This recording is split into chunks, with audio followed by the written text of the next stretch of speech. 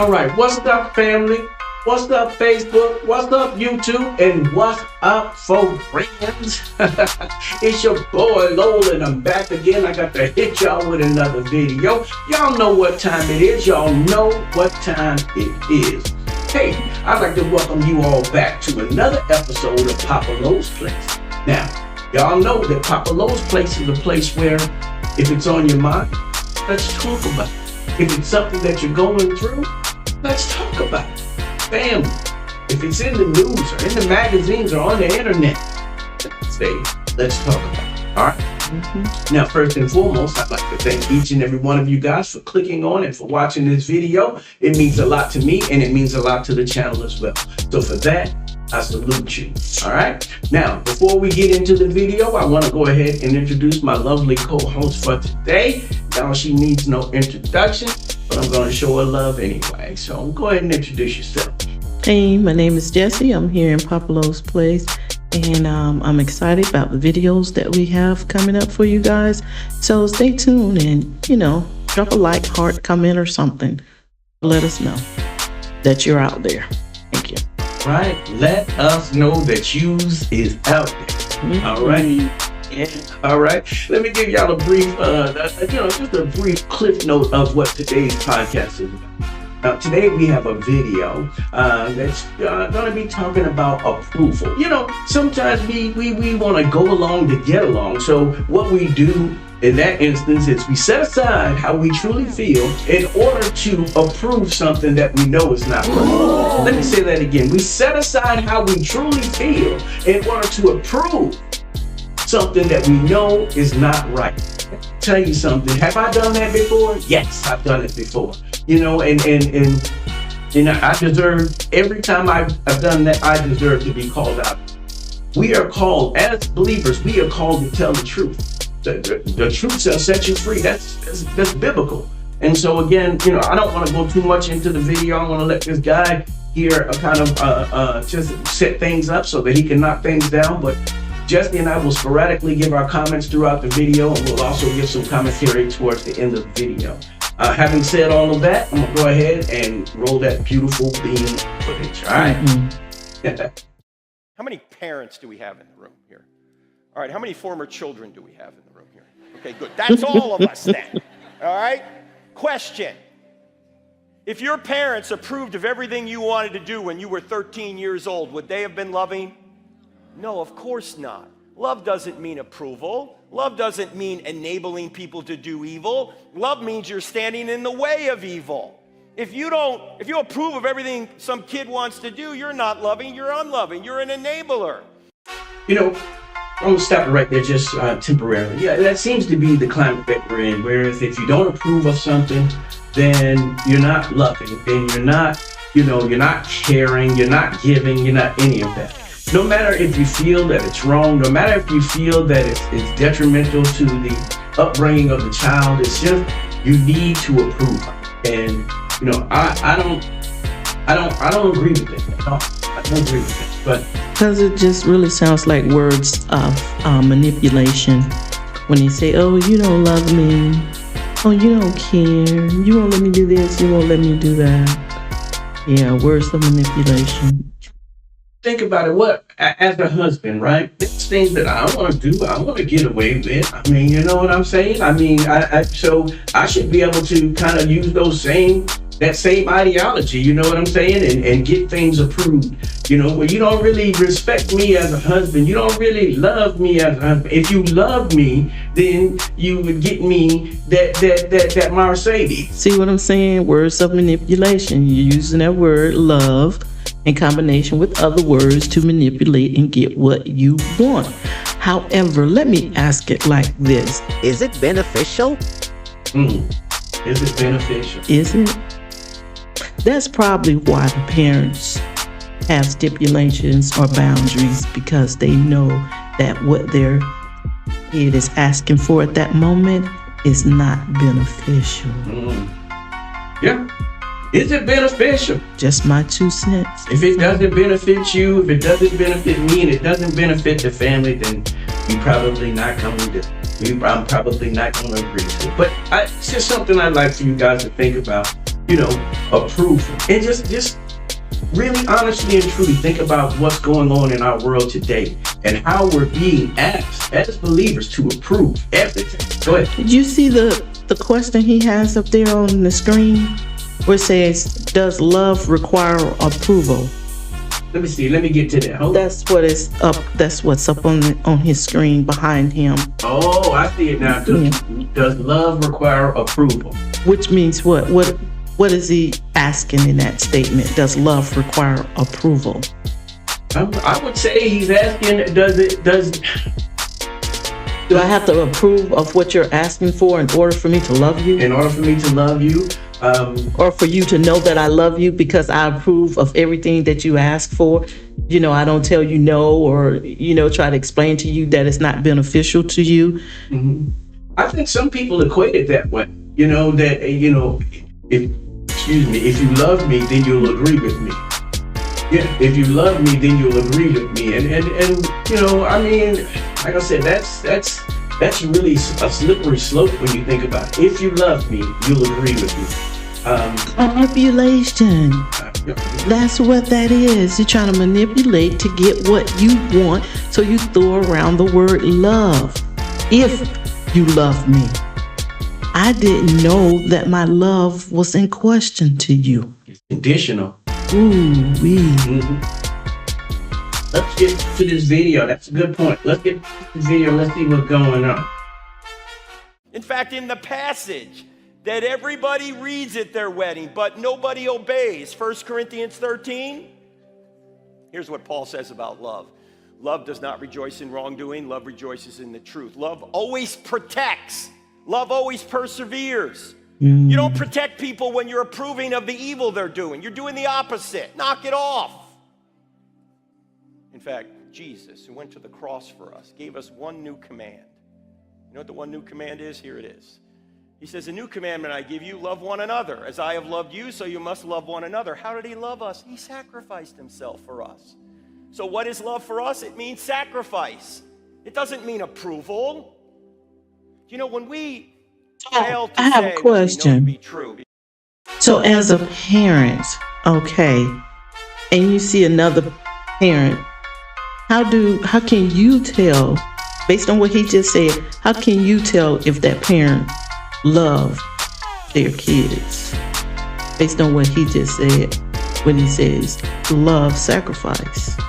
Okay, sacrificing for your children, for me, and I just wrote it down. Sacrifice would be something. Did you really just write it down? I did. I did. See that? Sacrifice. Come on. Way over there, boy. Let me put that on this. We own it. I don't know, y'all have to zoom in, but that word right there is sacrifice.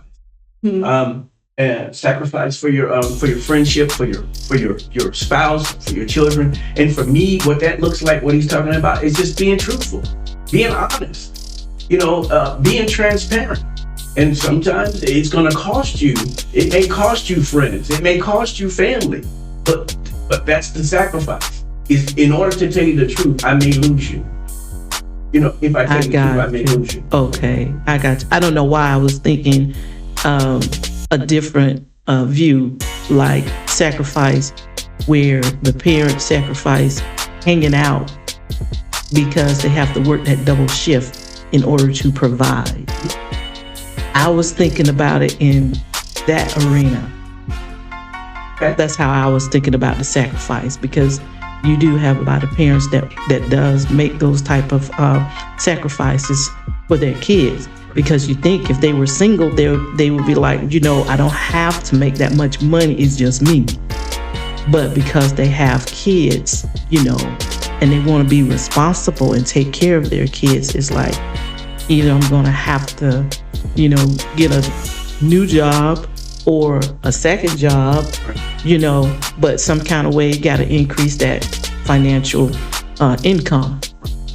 Got to increase it legally. I might add.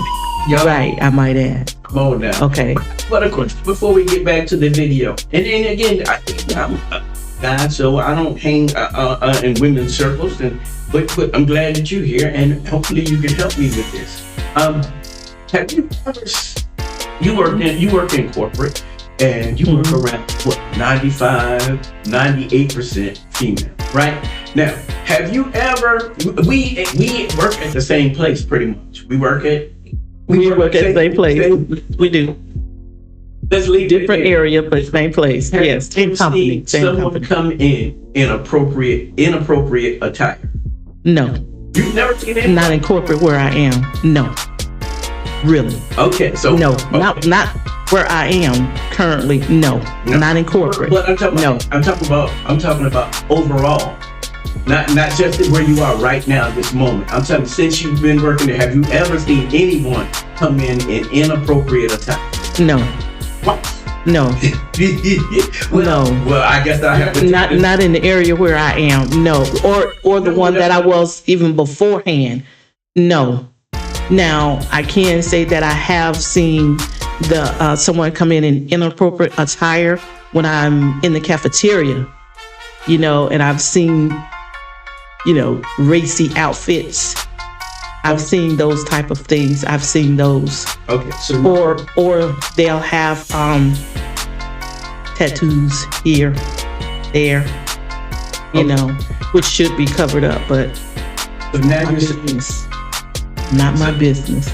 So now you're saying what I'm saying, right? So you see that whether it's in your particular section, like you mentioned, the cafeteria, wherever they see them at. Here's my question to you. Have you ever seen, or do you think that best friend that's there on the job with them, the one that they talk with, laugh with, kiki with, and whatever have you, is gonna say, hey, Evan, your outfit is inappropriate. You know what I'm saying? I'm going to say this, okay? Being that Evelyn and this little lady is friends, Evelyn knows how her friend is. Evelyn doesn't have to say anything because, again, she knows how her friend is. Because honestly and truly, if they were really good friends, like true friends, then she would take heed to the warning that she give her about her attire. She would. She wouldn't dismiss her. Right. And be like, I'm just gonna wear what I want to wear. You know how I am. You know how I do stuff. But my point is that I have never, in all my time, I've been with Blue Cross 27 years, I have never seen anyone sit somebody down that they're close with at the job and say, girl, your outfit is you need to go back and change that because your outfit is against policy. they probably did it, even though you didn't see it. But again, like I say, just because that friend or even one of the staff members say something, their boss, would say something, that doesn't mean that they're going to change it, because it's like, well, what are the consequences?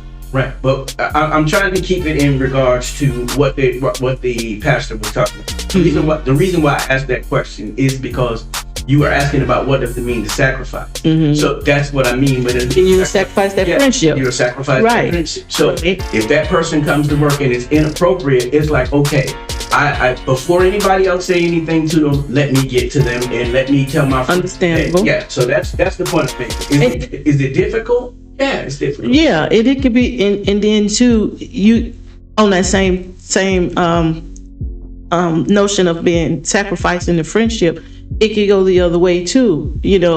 Where instead of my friend coming to me and talking to me about my attire, if it's inappropriate, for example, they go and they tell my boss that just when that's inappropriate. She shouldn't be wearing that. That's sacrificing the friendship too. Yeah. Because I'm going to find out. I'm like, when I'm calling to the office, I'm like, well, so who told you?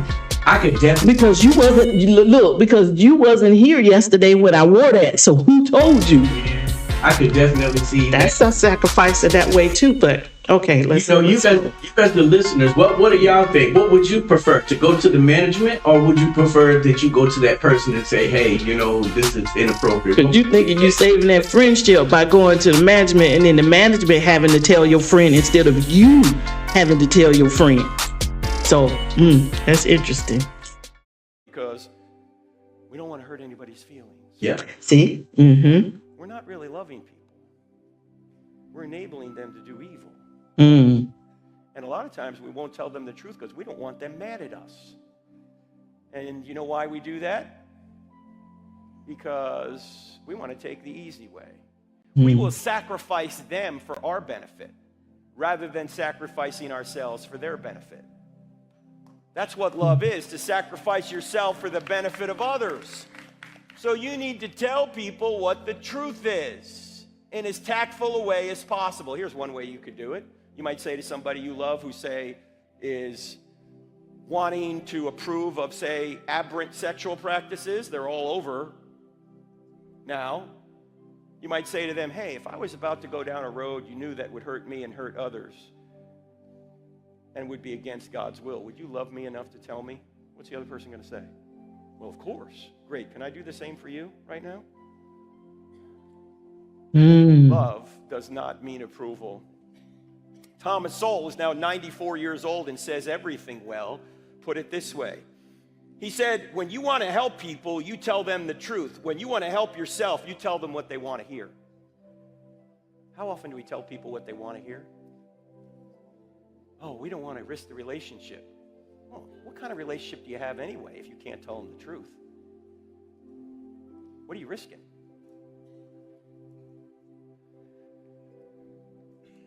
And by the way, Jesus wasn't always nice. Jesus told people the truth. The truth. Mm-hmm. In fact, if you think Jesus was a nice guy who's never said a bad word about anyone, you have not read John chapter 2, John chapter 8, or Matthew chapter 23. Jesus was not Barney. I believe that's the way we won't get along, envision boys him. and girls? No. I can't.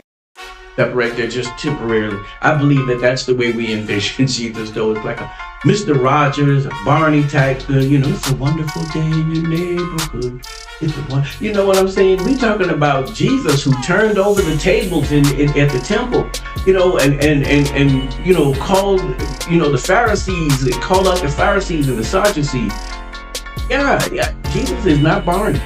I think people may interpret it that way because he was extremely reverent when he spoke, meaning he didn't have to raise his voice to get his point across. So people would take that as a Barney type, character. Got it. Yeah, because I never seen Barney raise his voice before. Never seen Mr. Rogers raise his voice before, so you maybe you wanted a little bit of something Jesus never got. I guess how we would think indignant. No, he didn't. He was authoritative when he spoke, though, every time. He was. Came to bring a sword. It's going to divide mother and daughter, father and son. How often do you hear those passages talked about? But most of you in this room know those passages are true. Why? Because you're divided in your own family over Jesus. Guess what? You ought to be. You ought to be following Jesus and not the world.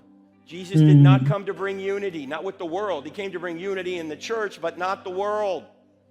So Jesus was tough, and he didn't approve of everything, quite obviously.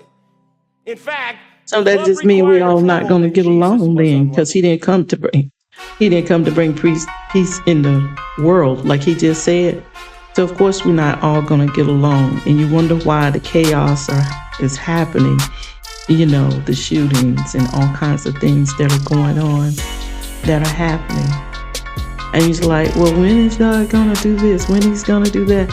And what he just said, this pastor here just said, God didn't come to bring peace in the world.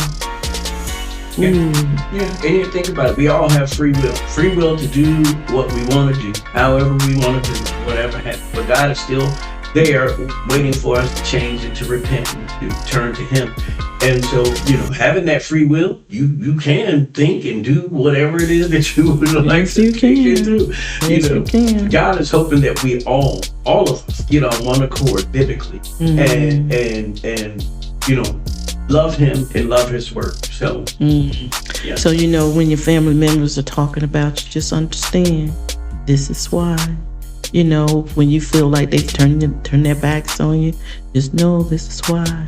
When they gossip about you to other people, when they mistreat you, all those things like that, just know this is why, because none of that brings peace or unity. And it definitely isn't love. Before we get back to the My 2 cents. before we get back to the video, who do you think is the author of chaos? The author of confusion? Now, you already know who it is. It's definitely not out. Need to be said? No. You- Okay. you- Just checking. I just giving a pop quiz. All right, let's get back to the video. If love required approval, then you couldn't love your children. Now you love them when they're little, but when they become teenagers, yeah, you love them, but you don't always feel like you love them, right? You probably never thought of abandonment, but you've thought of murder several times. If love required approval, you couldn't love your spouse. You couldn't love your enemies. How do you love your enemies if love requires approval? Wow. In fact, God couldn't love you if love required approval. Ooh, Love does not require approval. God couldn't love me if it required approval. Ooh, because I fall. Ooh, okay, yeah. It's just the you thing, we all would fall short. You know, in all honesty, we all would fall short because the Bible says there is none righteous, no, not one. So we would all fall short. One of the things that stood out to me in him saying this is that he said that love does not rejoice in wrongdoing. You know, and that's biblical scripture. But I've always looked at it in a different way. But to look at the way that in context with what he's saying, it's like, okay, Lowell, you know that this person is doing wrong. Why aren't you telling them the truth? The Bible says that love does not rejoice in wrongdoing. So when I'm seeing someone that's doing wrong, why am I partaking in that? Why am I co-signing that? Why am I literally just backing that? You know, but again, that's just, you know, what do you think? It's very difficult for you to, well, I guess if you narrow down the audience, but it's very difficult to be on top of that with everybody you come in contact with. It's very difficult because you would never be at peace. And it seems like you would be trying to bring unity by doing that. And so I'm thinking, this is just my thinking, that based on what we just saw, that is more conducive to your immediate surroundings, you know. Even so, you can tell people that you can pull them to the side or however you want to communicate it with them, that, you know, the lifestyle that they're living is not up to par with what God has designed for us. And then they will tell you this, I've heard this, I've been told this. Yeah, I know, but it makes me feel good. It's something that I want to do. I know I'm going to burn in hell, but it's okay. I just deal with it when I get there. And again, you know, we all know that none of us are righteous. We all know that, you know, we all sin, all of us. Mm-hmm. You know, but it's one thing to just put it out there, like, you know, just to hear that, man, actually sends chills down my spine. It's like, okay, yeah, you know what I'm saying? I'm gonna go ahead and do that. And, you know, I mean, if I ended up in hell with the rich man, you know, who was with Lazarus, if I end up there with him, you know, me and him just be, you know, trying to dip our, you know, we just be trying to cool each other off. Yeah, it's crazy. It is, but I think it's a little bit difficult for us to grasp really what heaven and hell is like, because what we have before us is not an example per se, but it's all that we have. You know, the world where we live in, the things that we see, the things that we have witnessed, the things that we have heard, you know, and we seem to probably think that it's going to be sort of somewhat like what we're experiencing now. So it's a little bit difficult to even sometimes comprehend the vastness of eternity in hell or in heaven. It's a little bit hard to comprehend in our current minds. So I'm just thinking that if we're going to have new bodies, along with that come a new mind so you can comprehend eternity. Because you will be there. Heaven or hell. You know, I know you say we can't. Not my choice. We can't comprehend heaven or hell or whatever have you. You know, all we have is the words of God. We have in His Bible. We have that. And when I read about Lazarus and the rich man looked up and he just wanted the tip of his finger. You know what I'm saying? And That's hot. And when he said, "Hey, go back and warn my family," That's love. I wonder if he showed that love before he died. That type of love. See, that's what he ended. But he probably did. But he sure loved them now. Like, listen, man, go back and warn my family so they don't come back. They don't come to this place. And so again, we none of us. We don't know what hell is like, but the rich man, he gave us a glimpse of it. Another thing that I wanted to talk about real quick was when the man said, "We don't want them mad." Have you ever been in that situation where, like, even dealing with Kevin and Crystal, have you ever just said, "You know what, man? I'm gonna lay down the law. I'm gonna lay down the law," and then you'd be like, "But I don't want," I'm telling you. No. And even if you ask them, they will tell you the truth. They was like, "No, no, not with my kids. No, with Maya, yes." That's our granddaughter. With her, yes. With the kids, no. Well, I can tell you, with all shame, but all sincerity, that yes, with my children, I've done that. Yes. Do tell. Yes. I mean, there's been times where I know that it goes against my better judgment. It goes against my better judgment, and I was just like, you know what? Like there. I'm not gonna say which one. There was a time where I didn't think that this one was ready to drive yet. Not that they didn't have the physical capabilities to drive, but they didn't have the mentality for it to handle the responsibility. But they did it. But yeah, they ended up okay. But I didn't think that they was mentally ready for that. But it's like, hey, Dad, you know what I'm saying? I want to go ahead and get this, and I want to do that, and it was like, I'm gonna be honest. No, I didn't think they was ready. I really didn't.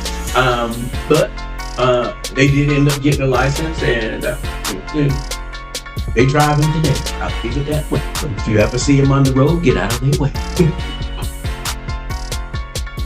No, let me stop. But yeah, I've done that before as a parent. What about telling people what the truth is? Tell them what the truth is. You got family members, and it's like, okay, how do I do this? And I think he gave a great example of how we can present the truth to people. But I think that is so important that we tell people what the truth is. Somebody asked me once about. They asked me once about a decor, and they said, well, it wasn't just me in the room, it was a couple other people in the room, and they asked, how does this look? Does this look okay? What me? And so I took a step back, and I said, no, that doesn't look right. It doesn't go with the decor, and plus it's ugly. I said, plus it's ugly, it doesn't go, but I think I offended them, but I was just honest, and I wasn't being malicious or anything like that. I was just giving an honest opinion. No, it doesn't go together. When you say it doesn't go with the decor, it didn't. It didn't go with the decorations in the room? On the wall, in the room, or anywhere. I think they probably, when they looked in that room, they saw an empty room. However, the room wasn't empty. There was other paintings and other things on the wall before they inserted that one up there. And I was like, that doesn't match. That doesn't go together. I don't know why, but that is just me. So when you ask me something, I'm just going to be open and honest and transparent. And I'm just going to come out and say it. I'm not being mean or facetious or nasty. I'm not. I promise you I'm not. I'm just going to put it out there like that. That's just what I'm going to But listen, Facebook family. So ask me. Ask Jess. Just ask. Listen, Facebook family and friends. I can Yes. tell you that, you know, after parents can tell you What that, you can yes, tell me. if you ask her, she gonna give it to you. She gonna give it to you, I'm man. not She gonna give mean. it I'm to not you. mean though. No, I'm not saying that you mean, but I'm more of the type of person that's like, you know, I'm just gonna get quiet. Yeah, I'm just the type of person. So let that be a lesson to you. If you ask Papa Long, yo man, is my outfit hitting, man? What you think, man? You know, and you posing and stuff, you like, and I don't say nothing. I just walk up and say, yo man, let's go. If I say that and don't say nothing about the outfit, that means I don't think very highly. But me on the other hand, I'm like, now you know you're wrong. Yeah. Just go on back home and change that because it's wrong. Yeah. So sometimes the truth can be unspoken. You don't have to say nothing, just the way your eyes be. You be. So sometimes, all right, we just having a little fun, family. What? Okay, and the title that you brought, love does not mean approval. You think that's true? How would you? That is very true because he referenced 1 Corinthians 13 and he referenced some verses in there and he told you what love was. Love is patient, love is kind. You know, so you're not getting approval in that aspect when it comes to love. It's not about it's not about approval. It really isn't. You know, it's about showing kindness. I'm gonna be kind to you and gentle while I tell you the truth. That's love, you know, instead of having you going out there in public embarrassing the both of us. That's approval. Better. The both of us, because I'm with you. So that's approval. I approve of your outfit when actuality, no, I don't. So yeah, but yeah. And then it said love is patient. That's something I think that he didn't touch on specifically on the patience of love. He didn't mention it. But when you're patient with someone that you love, you just gotta know. You just gotta know they're not gonna make changes immediately. And so you just be patient with them. And sometimes it's going to require you to repeat the advice that you gave them before. Even though they may say, I know, I got it. And then your mind is like, no, you don't. You ain't got it. Because here I am reminding you once again. But just have patience with them. That's love. Yeah. That's love. Yes, love. And again, I think love has lost its meaning, but we as the Yardboroughs, we here to bring the meaning of love back to what it was intended Bring to it be. back. Bring it back. Think I wanna, no, that's let it go. Think I wanna let it go. No, that's let it go. Okay. I say bring it back, but nah, that's let it go. Who sung that song? I think I better let it go. I won't say Debo, but it wasn't him. Teddy Pendergrass. Teddy Pendergrass. Oh, Yeah, I don't think you like That's- Teddy. My wife was what kind of fan was she? She is. She like back in the day. This was before she got into the lower. Let me see. She like. Let me get hooked. Like before then R&B. R. Kelly.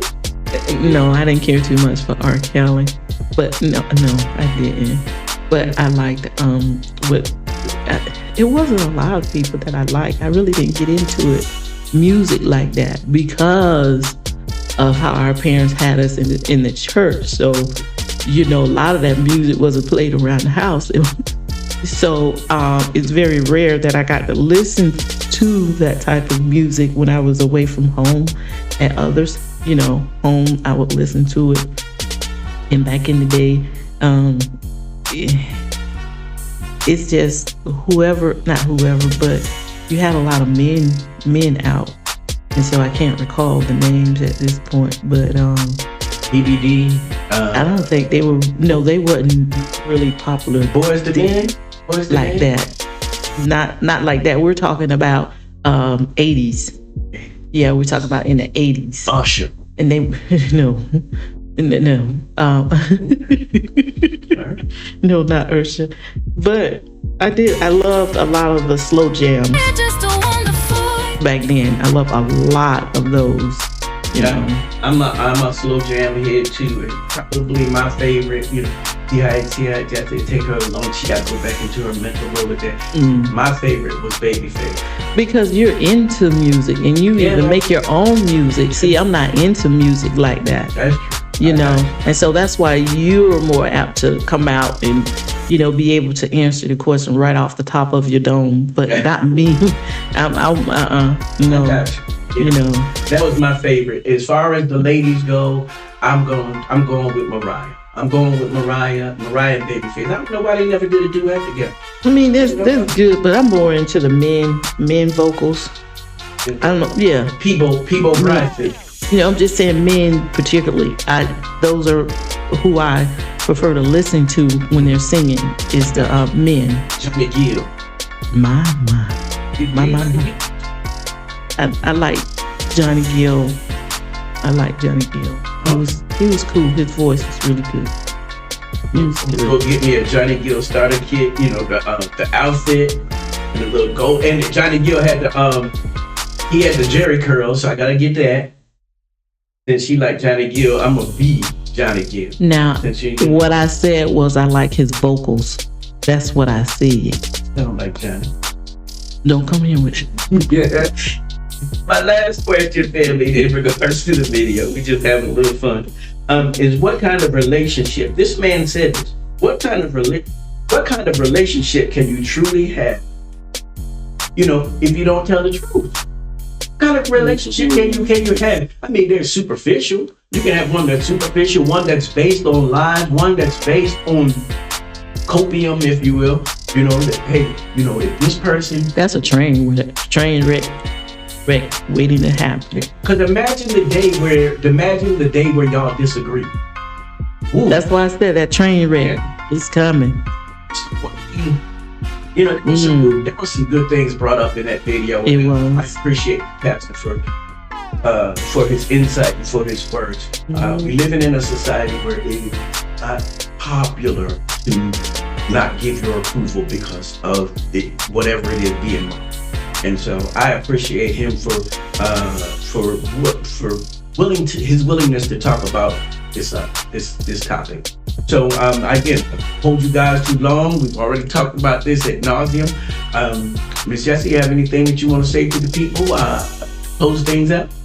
No, only thing that I would say, you know, with everything that we talked about, and based on the topic, is just work on not giving your stamp of approval, but instead giving arms of love.